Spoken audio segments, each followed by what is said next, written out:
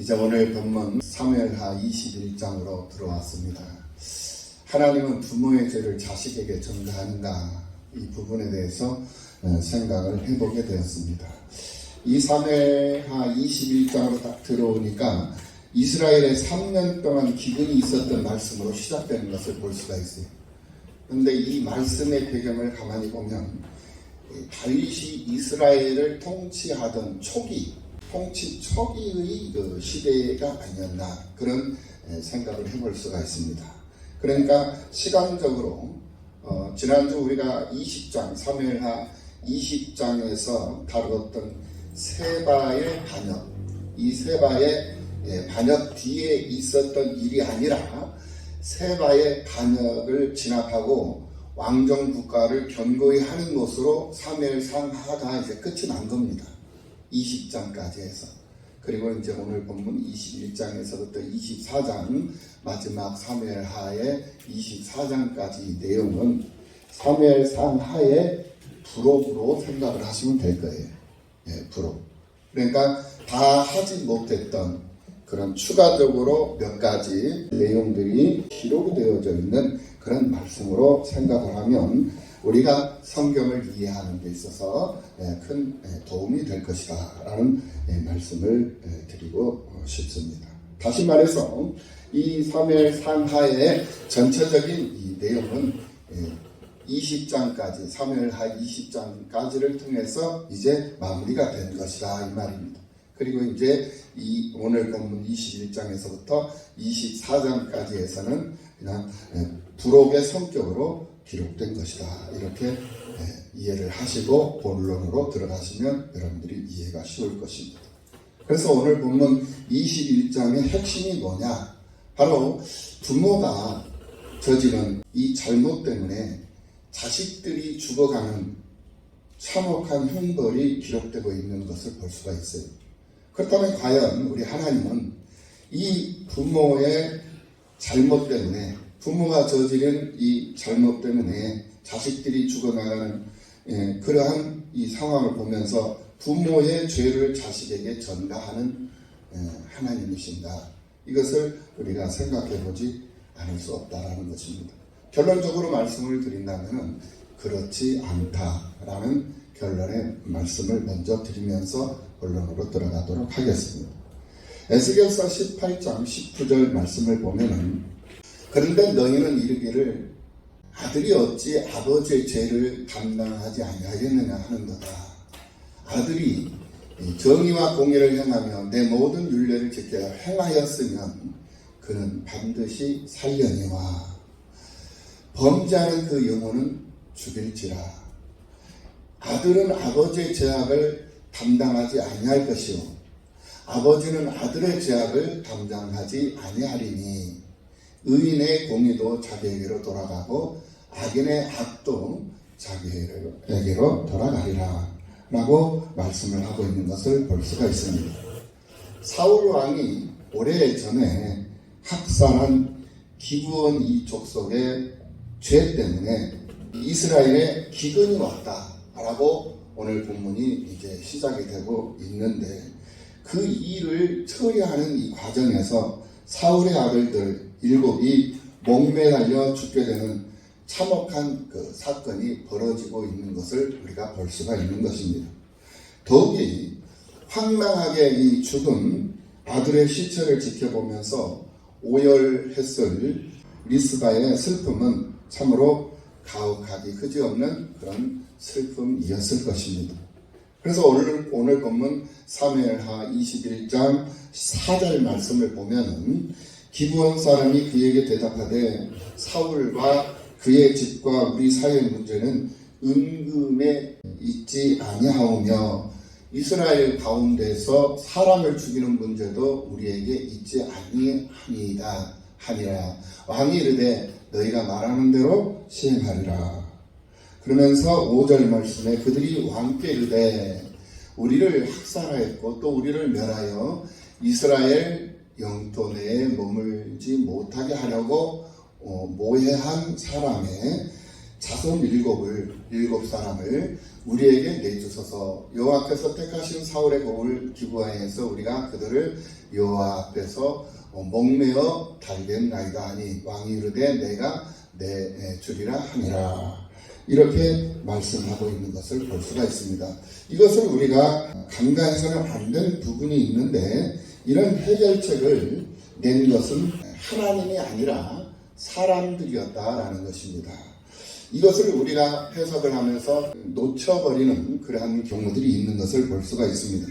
다윗이 통치를 하는데 기근이 왔어요. 그 기근이 한 해, 두 해, 세 해, 3년이라는 기근이 계속 연속되는 거였어요. 그래서 이 다윗은 하나님 앞에 물었죠. 이 원인이, 이 기근, 이 가뭄이 어디서 이렇게 오는 것입니까? 왜 이런 가뭄이 오는 것입니까? 라고 기도하는 다윗은 하나님 앞에 묻지 않을 수가 없었던 것입니다. 그래서 하나님 앞에 물었어요. 이에 대한 문제, 원인, 이에 대한 원인을 하나님이 말씀을 했죠. 그 원인은 사울이 바로 통치를 할 때 기브온 사람들을 죽였기 때문이다 라는 거예요. 그렇다면 여기에 대한 해결책은 무엇입니까? 이것을 다윗이 하나님께 물었어야 돼요. 그런데 오늘 본문을 보니까 이 해결책을 하나님 앞에 묻지 않았다라는 거예요. 그러니까 이 일에 대한 원인을 하나님 앞에는 물었어요. 그런데 이 일에 대한 원인을 하나님이 가르쳐 줬거든요. 그렇다면 이 원인을 알게 된 것 아니겠습니까? 원인을 알았으면 그 해결책을 또 하나님 앞에 물었어야 되는 거예요. 그런데 해결책을 하나님 앞에 묻는 것이 아니라 기브아 사람들에게 묻는 것이었어요.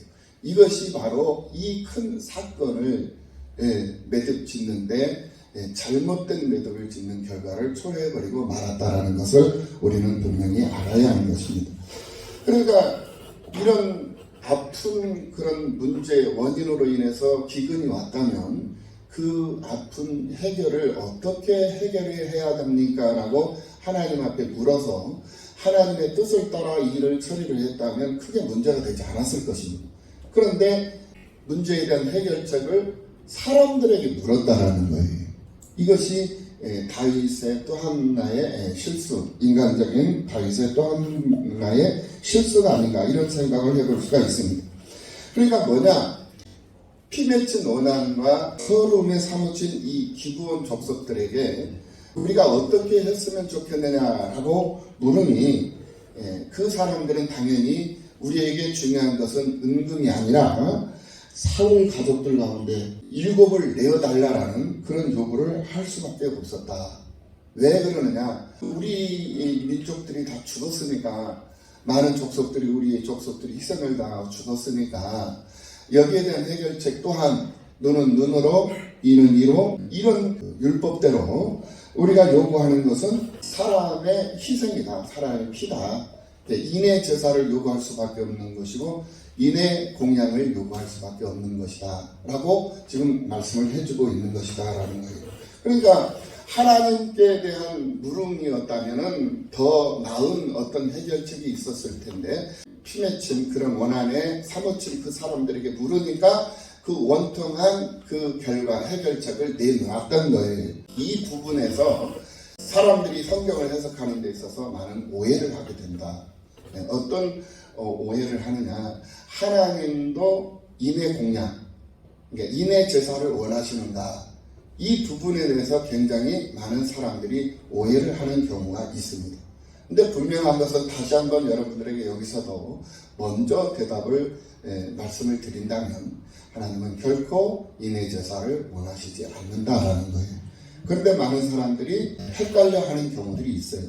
그러니까 옛날에 고대 문명 사회 때 그 식인 사회, 사람을 먹고 살던 그런 시대에, 식인종들이 살던 그런 시대에, 그런 잉카 문명이라든지 이런 아메리카 그 미개인, 아프리카 그런 그 미개 사회, 그런 사회에서는 인의 제사, 인의 공양들이 많이 있었습니다. 그런데 이 하나님도 과거에 고대 시대 때 이런 것들을 원하셨느냐 라고 묻는 사람들이 있어요. 그 묻는 이유가 뭐냐, 근거가 뭐냐면은 하나님께서 이삭을 제물로 바치라고 그랬거든요.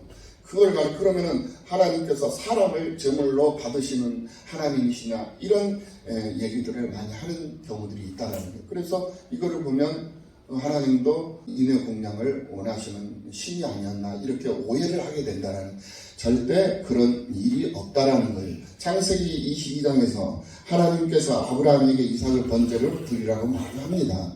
그 요구를 한 그 목적 이유가 있어요. 그것은 뭐냐면 하나님께서 이삭을 진짜로 이 제물로 받으시려고 그것을 원하고 요구한 것이 아니라 그 행위를 보고, 아브라함의 그 행위를 보고 그 믿음을 시험하기 위한 하나의 방법이었지, 진짜로 하나님께서 이삭을 받으시려고 그것을 요구한 것이 아니었다라는 거예요.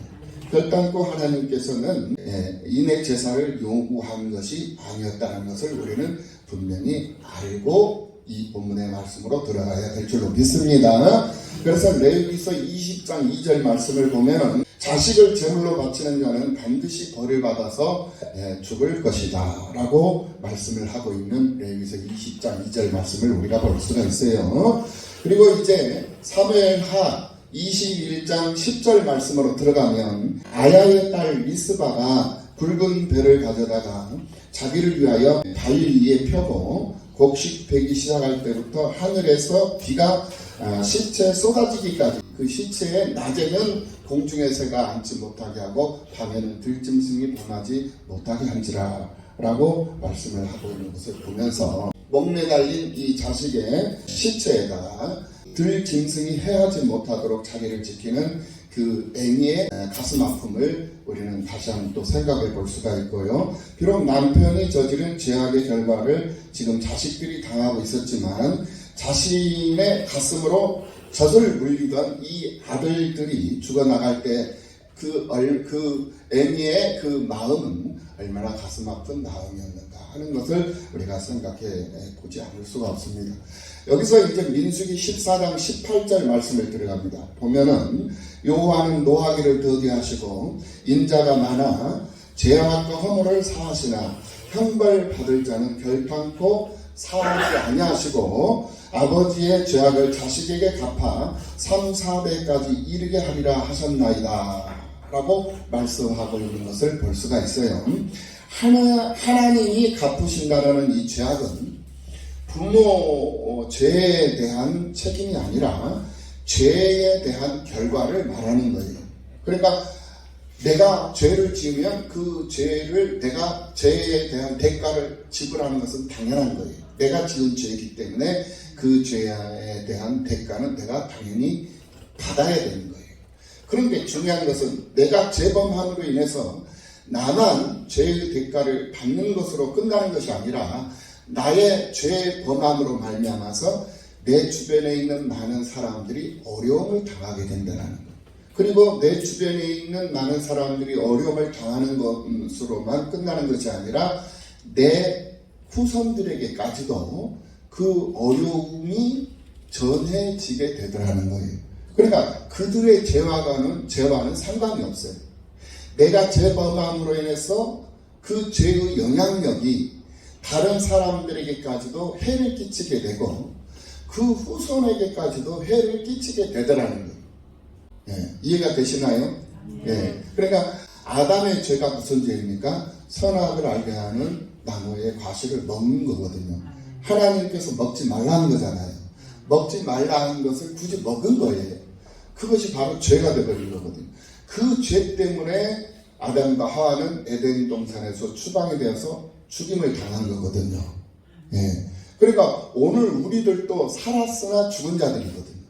왜? 아담과 하와의 죄로 말미암아서 그 영향이 오늘 우리들에게까지도 죄에 대한 영향이 끼치게 된 것이다라는 거예요. 그래서 한 사람의 선행이 많은 사람들에게 기쁨이 되고 많은 사람들에게 유익함을 주는 거잖아요. 똑같은 원리예요. 한 사람의 범죄가 많은 사람들에게 해악을 끼치고 여러 사람들에게 그 영향력이 미치게 만들어 버리더라는 거예요. 그러니까 죄가 전가되는 것이 아니라 죄의 결과가 그 결과가 많은 사람들에게 공유가 되는 거예요. 그래서 나 하나의 삶이 얼마나 중요한 것인가를 우리가 깨달아야 된다는 거예요. 한 사람의 그 삶의 영향력이 그만큼 이 사회에 끼치는 영향력이 크다라는 거예요. 사회에 끼치는 영향력뿐만이 아니라 가게에 끼치는 영향도 그만큼 크다라는 거예요.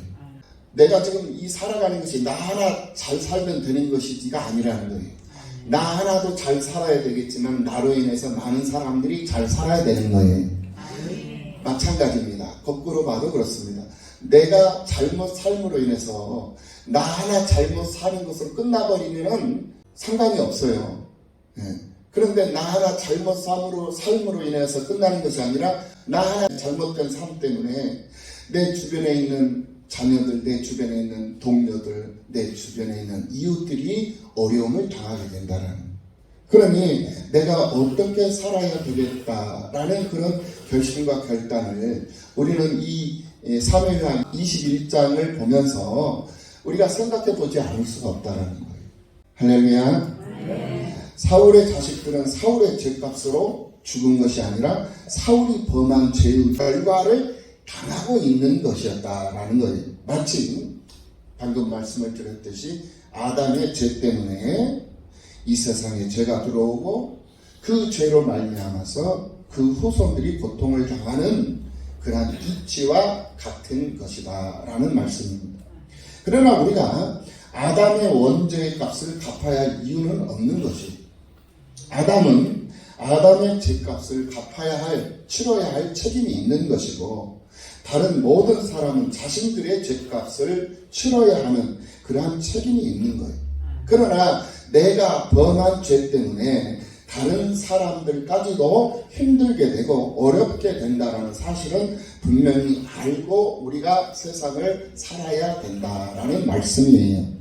로마서 3장 23절 24절 말씀을 보면 모든 사람이 죄를 범하였음에 하나님의 영광에 이르지 못하더니 그리스도 예수 안에 있는 속량으로 말미암아 하나님의 은혜로 값없이 의롭다 하심을 얻은 자 되었느니라. 할렐루야. 지금 우리가 저지른 죄악의 결과는 우리 자신에게만 미치는 것이 아니라 우리 자식들과 우리 자식에게까지도 영향을 미치게 되는데 그들의 죄가 그들에게 전가되는 것이 아니라 그들의 죄의 영향으로 말미암아서 어려움을 당하게 되는 것이다 라고 우리가 다시 한번 정리를 해볼 수가 있다라는 말이에요. 사울이 죽었지만 그가 저지른 불필요한 그런 학설로 인해서 그의 자식들이 불행한 길을 가게 되었다라는 말씀이에요.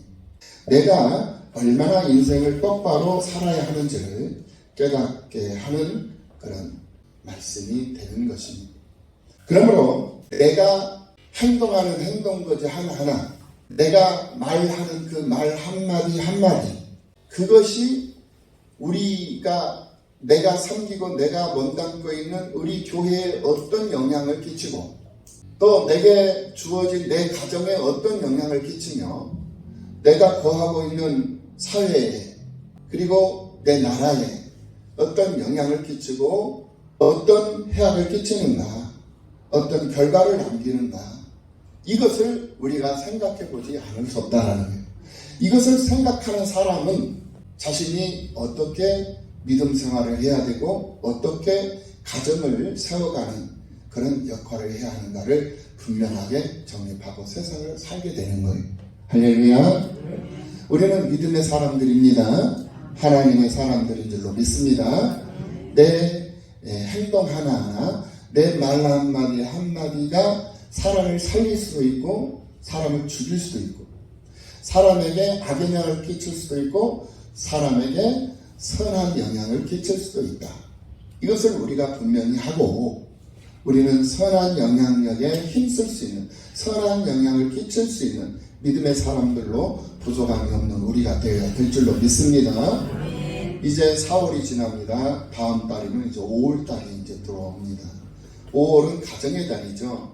아이들을 살피고 또 부모를 공경하고 스승님을 또 공경하고 또 부부간에 서로를 돌아보고 이러한 달이 5월달 내내 진행이 됩니다. 이제 5월달을 우리가 눈앞에 두고 이제 맞이하는 그런 기로에서 우리의 마음가짐이 어떤 마음가짐이어야 하는가, 이것을 우리가 정리를 하지 않을 수가 없습니다. 그래서 오늘 본문 사무엘하 21장 이 본문의 말씀이 바로 내가 살아가는 데 있어서, 하나님의 사람으로 내가 세상을 살아가는 데 있어서 어떤 몸가짐을 가지고 또 어떤 행동을 하면서 어떤 방향으로 또 어떤 영향을 끼치면서 세상을 살아가야 하는가를 다시 한번 살펴보고 되돌아보게 하는 귀한 본문의 말씀이다라고 정리를 해볼 수가 있습니다. 오늘 이 귀한 말씀을 다시 한번 여러분들의 삶 속에, 마음 속에, 생활 속에 되새겨 놓으시고 하나님이 기뻐하시는 선한 영향력을 많이 끼칠 수 있는 여러분들의 삶이 되시기를 예수님의 이름으로 축원합니다.